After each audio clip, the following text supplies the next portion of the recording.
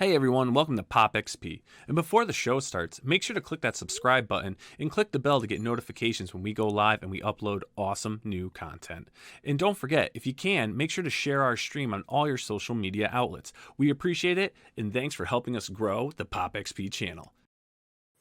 Hey, what's going on YouTube? It's the brain of the mainframe here in Nile Scala with the POPXP's Popped or Not. And joining me tonight is the Popped or Not crew. Mr. Teen Sensation Billy Tucci, the man, the myth, the legend, the magic of film and television, Mr. Adam Lawson, and of course, everyone's favorite man streaming the scene, Mr. Brian Blevins. Gentlemen, how are we doing tonight? Boom. Doing well. Boom, boom. We're here. Great. We're happy. Yeah, we're happy. We've made it through the last recent episode of Wanda. We're ready. We're ready for this. I know we are here. The journey. We're approaching the end of our journey here, gentlemen. We have now watched kind of a shameful because 7. I love hanging out with Billy Tucci because and I love hanging out with you, Adam, and with my rare commodity. Well, we've got lots of things we're going to be popping or knotting. I'll tell you that. I'm going to pop or not anything. I'm just going to pop and knot it, bro. We should do next maybe comic book covers, and we could say pop or not for comic book covers. Oh yeah, that's a good idea. Like, and be real honest. Yeah, like super honest. I'll be like, you know what though? We've got. Oh, whoa! What happened there, Blevins? He just popped. Did you see that? I did. What? That was crazy. He just popped. That was crazy. But anyways, gentlemen. So, you and Adam got the special effects. I'm telling you. But tonight's the night, gentlemen. Tonight's the night. WandaVision episode 7. Very interesting episode. A lot of great things. A lot of not so great things. Where are we at? Adam, my man. Let's kick this. Here's what I think about what happened in this last episode. There was the best thing about WandaVision was Vision, at least for me. Paul Bettany, his performance, what he is, and there's not to put anything Elizabeth Olsen because she's doing amazing work too, but Paul Bettany's performance and his character and the empathy's built up, it's the best part of the show for me. Absolutely. The worst part of the show is, unfortunately, Kat Dennings' character and her attitude and the way she just quickly hacked through that firewall of a secret organization like SWORD, along with being an astrophysicist and being all these other things. And I have these bad, glib one-liners and have no cinema. So you took the two things, the best thing about the show and the worst thing about the show, and you put them together. Put them right. And you minimized Vision's performance and turned him into kind of this campy, like, what happened to like this incredible world-class performer? And then he's next to somebody where they're sitting there stuck in a van at a light going, what are we gonna do? Yeah. It's just like, oh man, now he's at the Keystone Cop plot. At first you could get away with it because you could be like, oh, SWORD happens and then Wanda happens. Now it's like, oh shoot. Now those jokers are in the Matrix, are in Westview and just stealing all the quality from this show. Word. God, I'll leave it at that. Agreed. I mean, there was great points to the episode. Obviously, when you paired the two up, it was just like another episode of like Two Broke Girls, and they don't know how to keep that cupcake business open on the other side of that diner. But I love it though because it's almost like he hits a point where he's like, "What the heck am I doing here?" Like, and then just he's gone, flies out, but then we don't know where he went. It's just like, why are we driving in this van? Why does he need this girl? And it's like the whole circus element, that it turned the SWORD unit into like a 3-ring circus. And it's like, what is the hook on that? Like the guy goes from being SWORD to a beekeeper, and this SWORD group doesn't become beekeepers. They instead become a circus. Yeah. I think maybe it was just because the costume it was wearing, they had to adjust for that. And I guess beekeeper was the closest thing to what that costume was. Yeah, I guess so. But why were the bees with him flying around? Dude, look. That was rough. So that was really rough for me because I loved where it was building in the previous episode. And then all of a sudden this breaking the fourth wall, 2-camera campiness that they added, for me just undermined all of the really great work that they've been doing. And it's such an odd choice, at least for me. Mm-hmm. Billy, your thoughts? Yeah, I agree. I mean, I felt that this had to be a sort of what they were reaching for was to make this like a bridge episode, I guess, to try to like the breaking the fourth wall, to bring the two worlds as they're getting closer and closer together. But again, I there was a lot of wasted film. I mean, that moon tracker space vehicle thing. He was trying to. Why can't she just go into the tunnel and just go where the tunnel where everybody else goes through? Oh, that maybe it's expanded wide. Okay, maybe they overtook that. Okay, I just answered myself. Anyway, but that scene just seemed like it seemed to be like 2 minutes too long. Yeah. No, well, the rover was such a painful experience, right? Because we're bringing in the rover, and Rambo just calls this random elite group that happens to have this ultra specialized multi-million-dollar vehicle on the truck, and they got it there in 15 minutes because it just happened to be right around the corner. This moon vehicle that it was odd because it couldn't fit a lot of people.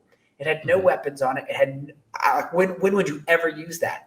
Then she drives this thing into the wall. And remember last time the beekeeper just walked in. Yeah. But she drives this thing in and it somehow can't happen. Then she gets out of this and then she pushes through. And it's like, this is, and why did she push through? Like, did she overcome an enemy? Did she solve a complex math equation? It's like, what is this thing? And here's the thing, she's not that exciting of a character, Rambo. Yeah, I agree. So and why would it be? But also, why would it be the Air Force? Why not use the U.S. Space Force? It was just so random. They had this space vehicle. This could be the beginning of them. And the United States Air Force doesn't build lunar modules for Mars or the moon or anything. It happened to be just right around the corner. Right, but it was also a sword vehicle. It said sword on it. So why is an Air Force person there? Yeah, why did they label it? Why did they label it? Like the way the FBI sword and Air Force stored it. Yeah. Like, how are we going to have a secret? How are we going to have a secret, like a secret government group with our names tagged all over everything? Like, I mean that was. I mean, right? It's like sword has their name on everything, and you're like, guys, everything. You're a clandestine operation. It's like me walking around with a T-shirt that says "I'm a spy." Don't tell me. Great. It's like, but I think you hit the nail on the head there, Tucci, when you were saying, hey, listen, what's this big vehicle thing? That vehicle scene, I think, showed the entire problem with the episode. Yeah. You injected this whole lot of nothing into the wall, just about as useful as that machine, hitting that barrier of Westview, was this story. And it was odd that it was somehow then difficult for Rambo to get in. Made no sense. And then the reveal about, the reveal of Agatha Harkness was a really nice twist in just the worst setting. It's like they didn't build to that hardly at all. They spent all this time futzing out a sword and just kidding, Agatha. Yeah. Right? Yeah. What is that? What is that there, guys? I don't know. It wasn't even a rope-a-dope. Like, it was just a dope. Like, it made me just feel like a dope. Yeah. Like, it didn't even lead. It just didn't lead up well to it, because it's like obviously she comes in, right, and Wanda's having a hard time or doing this whole get up here, and so she takes the kids, right, and the kids come over, and one of the sons is there. Oh, I like it here. It's quiet here. It's quiet here. So you almost think like, well, maybe because he's picking up on his mom's thoughts and her trying to control everything, so it's kind of chaotic in that house. You're not really building up to like, oh, it's because she's not actually a part of this, so her mind's not going back and forth. In no way, shape, or form did I think they were going to reveal who the bad guy was in this episode by the way it was going. But man, like, this episode was horrible for me. Like, I thought it was absolutely ridiculous. Like, every buildup from the last episode literally went nowhere. I mean, literally, like, went nowhere. Like, I even looked online. Like, all these people were like, they were all like, "Oh my God, what happens if John Krasinski comes out as Richards is the space engineer who created the machine?" And I was like, oh man, is this going to be Amadeus Cho? Like, I was so excited, but then it was just some no-name, nobody that she just happens to know, and they made such a big deal out of it. And the thing that really got me is, when Vision went to the outskirts during the Halloween episode, like when he went to the outskirts, like, the woman was hanging her Halloween decorations, and everybody else was frozen in place. Nobody was moving. Nobody had anything going on, right? Like, it expanded past that point and engulfed this huge army base. And for some reason, the theme of this army base was clowns, because there were a bunch of clowns anyway. You know what I'm saying? Yeah. And I'm like, okay, well, obviously, this deal is going to have some kind of significance, Like, apparently there's a significance with it being a fair or a carnival or something. But no, there was nothing. And then Kat Denning showed up, and, the whole banter of like, all right, I'll let you take me on a date, but I'm going to buy a lobster. Like, bro, like nobody cares. Yeah. And then they steal the van, and just the whole deal of being stuck at the light. Oh, it was so horrible, so horrible. And then again, of course, like the amazing Roadrunner machine, like made out of special metal to her specifications, so she could go through it. But then she couldn't go through it. But then she's like, "Oh, I can make it this time." And then she went through, but yet, she gets to keep her mind. She's not like mind melded like she was the first time she went in. But also, like, Scarlet Witch or Wanda is still manipulating all the people at the fair. She's still controlling all of those people at the fair. And man, I thought the deal with the reveal for Agnes. I mean, granted, like I saw it coming. I saw that's who she was. I figured that's. Isn't it Agatha Harkness? Everything was anticlimactic. Every deal, it's like just in the middle. Oh, by the way, I'm the bad guy. And then like they made that jab during the song. Oh, and I killed Sparky too. Yeah. I mean, what? Like that wasn't. It was like it was like the Addams Family intro. Like kind of had the Addams Family vibe. Yeah, it was like very humorous. And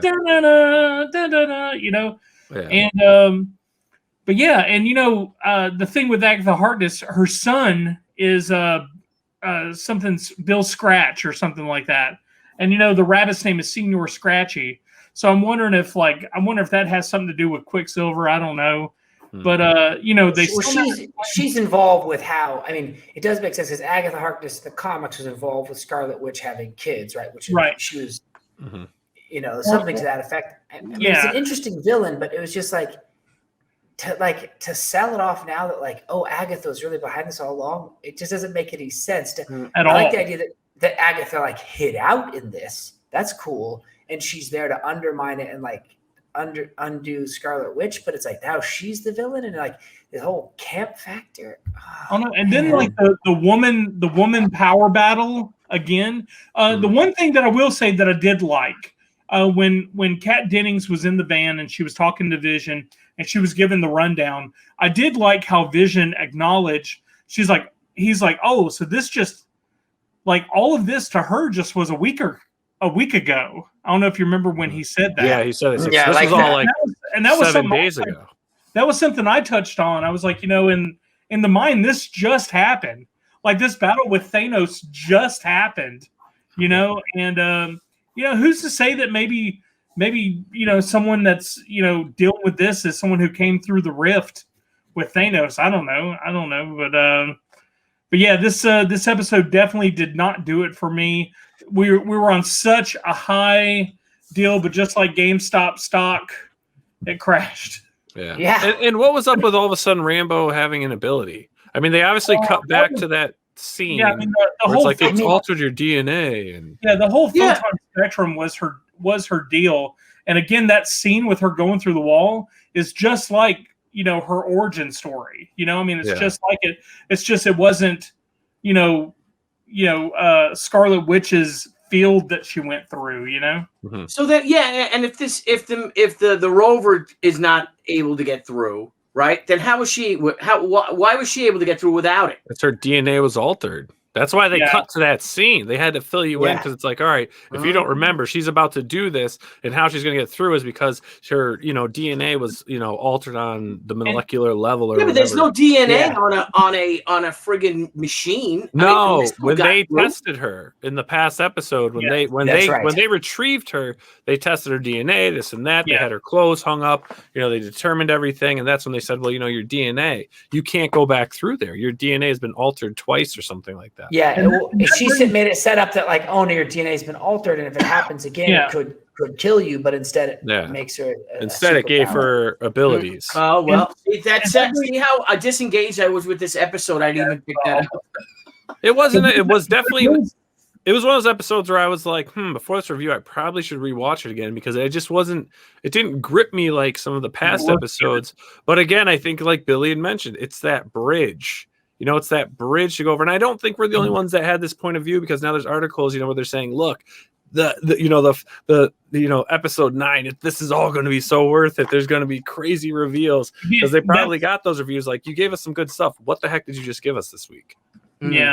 Yeah. I mean, the thing about it, though, that's hard for me, though, with that is it's like my struggle with it is that there's not a reveal that can happen unless the Kat Dennings character were to no longer be on the show and Sword were to disappear from the series. That could really improve it. Because the problem is new reveals, like Agatha Harkness didn't make the show better revealing that.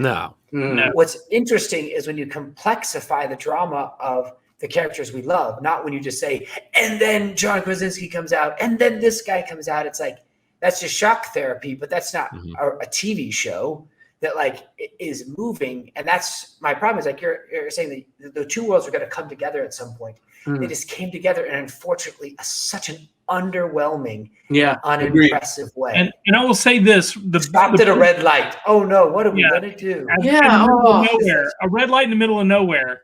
But one of the craziest things is like when Rambo went through and then got knocked back out, right? So she went through twice and it corrupted her DNA or whatever, right? Yeah. So all of the guys at the Sword base, they all went through, right?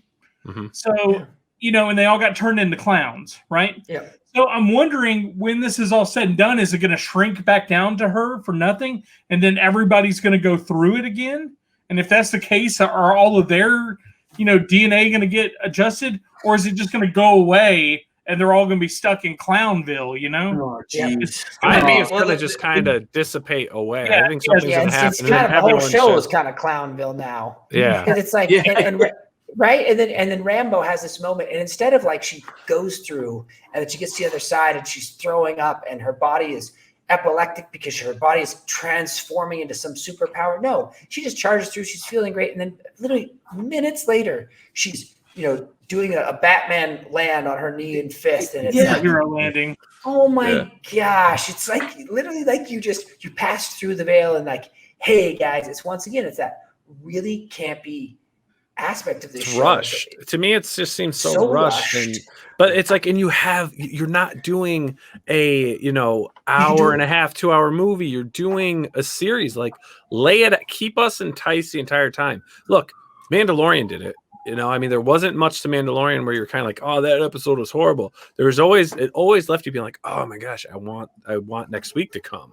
Like, I'm still on the fence. Like, we've seen so much good stuff. We've all said, oh, I feel like I'm at that moment. Well, now you took it away from me. I'm not at that moment, right? I'm really, I'm hoping for a little redemption with episode 8 this week, but I've lost that. Like, oh, I gotta see it. I could literally stop watching it right now and probably wouldn't really think twice because it lost my interest. Yeah. And what about is anyone else getting sick and tired of the commercials? They're getting worse. Well, commercials are the overall, like, it's supposed to talk about the overall, like, Marvel. Yeah, I mean, the Nexus is where all the worlds connect together. That's from Doctor Strange. So it is, but they are awkward at times. Like, for this episode, the Nexus, it was a weak commercial. I just thought it was just annoying, and unless this propels the story, is Doctor Strange coming in? Is the Nexus going to be a part of this story? Yeah, who knows? Is We it, don't know. or, The thing is, though, it's setting up for so many. I mean, the lineup Disney has right now, Disney and Marvel have lined up right now for Disney Plus. I mean, it's just like it seems like they have so much in this portfolio lined up. Plus the movies. How much are they really going to give us now? This could just open up something where they can say, 2 years down the road, well, this started because of, you remember back in WandaVision, season finale, when this thing happened, that's what led to this thing 2 years from now. Yeah. Because that's just how everything works with this stuff. Yeah. But I do anticipate they're going to end this on a good note. They're going to bring in something else. Because, I mean, once we're done with this series, guys, we're jumping right into Falcon and Winter Soldier. I mean, that's how they've lined everything up. As one ends, and then once Winter Soldier is done, then we're jumping into Loki. I mean, they have it set up so that we're going to have something new coming after each series, right? Which is pretty good, and we probably have to thank the pandemic for that. But again, I have to say, man, this episode did not pop for me. Did not pop for me either. No, it's not a pop. Not only did it not pop, but it unpopped the previous pop for me. Like. Wow. Yeah, I know. It's like I won't go that far. I won't go. I'll hold to my pops, but that one definitely didn't pop. Scala, I do have one question though. Yes. Is Catherine Hahn hot? I've always thought she was I hot. think so. Yeah. Yeah, I didn't think so till this episode. She was one thing like, wow, is she hot? I think she's hot. I mean, back in the day too, especially like 10, 15 years ago in her other supporting roles. I always thought she was pretty hot. Oh, did you? I just remember her from Bad Moms, and I thought she was a pisser. I thought she was great. Oh, she's hilarious. She needs leading roles, but she's always that like supporting role. Yeah, yeah. I younger now than she did in Bad Moms. Yeah, I dig Catherine Hahn. I think she's a win as a performer. I think she's a rad. Mm-hmm. Yeah, great actress, and I just think she's going to be a great in this villain role. And I don't think she's making any mistakes as a performer for sure. I mean, the cast isn't. Outside of maybe the person we won't name who just tanks every scene she's in, in general, the cast is just delivering. Absolutely. Here. No, well, 100%. Well, I guess, guys, we'll have to see what episode 8 brings this Friday. If it can get us back on the horse. And I mean, obviously, we're all in this till the end. We've made the commitment, whether we agree to or not. But let's hope they can turn some things around. And another thing that bugged me too is, and I just want to say this. Is why is Vision not taking human form anymore? This whole episode, he never went back to his human form, or the illusion of his human form. He doesn't. Yeah, I know. Does that mean he's like out of this fake world? Right? Is this his acknowledgement? Like, hey, this is all fake. Like, I'm not even gonna go there. I don't know. I thought it's all in her head, right? She's the one who's making him. The appearance that he has. She is, and he's aware that she's doing it, but it's like he has, he has himself, he has his own consciousness, it seems like he almost has his own free will right now. And he knows she's doing this. Yeah. And he's trying to fight her doing this. What was also the scene with the cicada bug on the window when she was over at Agatha's house? Well, that's to unveil, who the villain is. Well, like I said, cicadas always reveal the bad guy, Billy. Yeah. I didn't know that. Yeah, no one likes cicadas, bro. They shed everywhere and leave little husks around. Well, yeah. I had no idea what was up with the cicada either. It seemed very out of place. Well, it has to. Well, if you notice, the bugs started filling up the place, and when she was going down into the basement too. What did it do? So does that? The bugs were around. Like all of a sudden, she's noticing the bugs around. And then she goes, where are the twins? By the way, as a father of twins, for some reason, I got very sensitive to that because the boys that play that they play very sweet boys, especially that one kid is just a tremendous actor for child actors. And really, that's the only thing in this episode I felt for. And I'm like, wait a minute. Before she said, I'm like, where are the twins? So do you think the twins? Do you think that the book is the Darkhold? I don't know. Oh yeah. I know. It looks like it's kind of like Harry Potter-esque. Right. Go down the stairs to Harry Potter. But there's a story. I mean, I like that. I mean, it's a cool set that down in the basement. Yeah, it is. Yeah, Agatha appears. It's a cool set piece that comes out, and it's a way to explore, what's been now beneath Westview. there's some nice thoughts, and I love Catherine Hahn and what that could be. But boy, yeah. I'm not sure which story that. Yeah, I mean, Blevins may be onto it. I no longer believe this is going to be a home run at the end. I'm going to have to be proven that it's a home run at the end. Yeah, it's kind of like I used this analogy one time before, and we were just talking about it. It's like, hey, look, we wonder if the next episode will make this episode way much, a whole lot better. It's my Pirates of the Caribbean, like 2 conundrum. Like part 2 of Pirates of the Caribbean, Pirates of the Caribbean 2. I thought it was horrible. The way that it left off with the big Leviathan coming down crashing, and I'm like, oh my God, how are they going to beat this? And I'm thinking, all right, well, part 3, which is the second half of it, has to make it. I have to judge it as a whole movie and not as a half. But then the second, the third part came out, and it didn't answer anything, and it didn't make it any better. And I hope that isn't what happens with this. To me, this episode was just a horrible episode all the way around. Yeah. Well, I think well said. Agreed. Well said. I think on that note, gentlemen, this was a great Popped or Not. We've all nodded, not a papa. So, gentlemen, we'll all see you on for the next Popped or Not review, WandaVision episode 8. So, everyone, if you're enjoying our reviews, enjoying our other videos on the channel, make sure to click that subscribe button and smash that bell. This way you get notifications when we go live and we upload some awesome new content. Mr. Teen Sensation Billy Tucci, the man, the myth, the legend, the magician of film and television, Adam Lawson, and, of course, the famous streamer of streams, Mr. Brian Blevins. Gentlemen, let's have a great night. Yep, and our fearless leader, hope for something. Old Scalawag Scala. Nile Scallywag Scale. I'll swab your dicks. Anyways, gentlemen, it's going to be a great show, and we'll see you on the next one. Peace. Bye-bye. See you later, everyone. Hey, everyone. Thank you for joining us on POPXP. If you haven't already, make sure to click that subscribe button and also click the bell for notifications when we go live and we upload some awesome new content. Also, don't forget to head on over to Twitter and follow us at the POPXP and over on Instagram at the POPXP. Thanks again, everyone, and we'll see you soon.